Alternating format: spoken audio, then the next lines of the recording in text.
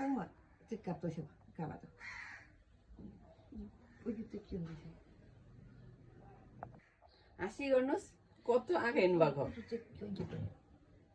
मेरो च्यानो कस्तो आँखा हेर्नु भएको त अमै नि मेरो च्याङ्बा आज कृष्ण हुनु भएको मेरो सानो कृष्ण हो हजुर कृष्ण हो